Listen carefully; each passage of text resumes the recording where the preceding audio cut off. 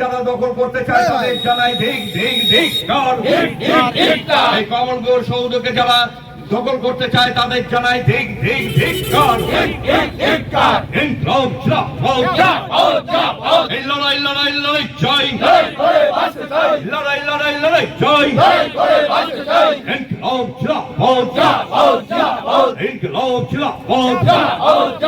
এই ফরওয়ার্ড ব্লকের সংগ্রাম চলছেই চলবে এই ফরওয়ার্ড ব্লকের সংগ্রাম চলছেই চলবে কোন প্রকারে এই স্মৃতিসৌধকে দখল হতে দিচ্ছি না। দিনহাটা শহরের হেমন্ত বসু কর্নারে কমল গুহর স্মৃতিসৌধের নাম পরিবর্তনের প্রতিবাদে ফরওয়ার্ড ব্লক দলের পক্ষ থেকে বিক্ষোভ কর্মসূচি ও ধিক্কার মিছিল হলো। রবিবার বিকেলে শহরের হেমন্ত বসু কর্নারের সামনে এই বিক্ষোভ সংগঠিত হয়।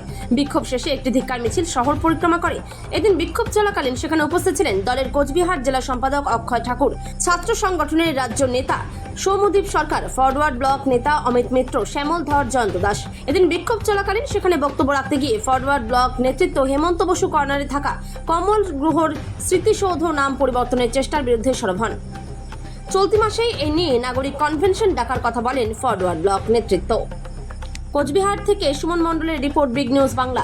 হেমন্ত বসু কর্নার শুনলেন তো, এটা নাকি মহারাজার একটা মূর্তি ছিল। আরে জায়গাটা ছিল ফাঁকা। আমরা তখন দিঘাটা কলেজে পড়তাম, এখানে গাছপালা ছিল, আমরা ছায়া দাঁড়াতাম, ফাঁকা জায়গা, কোনো মূর্তি ফুর্তির কোনো বালাই ছিল না।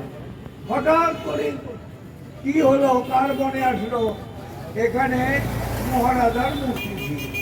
আরে মহারাজা কি এখন জায়গা খুঁজে পান নাই?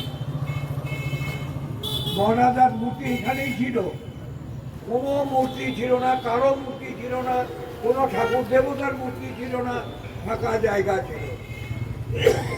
এটাকে পূরণ করলেন তৎকালীন পূর্তমন্ত্রী ছিলেন যতীন চক্রবর্তী। যতীন চক্রবর্তীর চাকায় কমল গুহ এই হেমন্ত বসু কর্নারটাকে নির্মাণ করেন। হেমন্ত বিভিন্ন মূর্তি ছিল। হেমন্ত বসুর নামটা রাখা হলো কেন?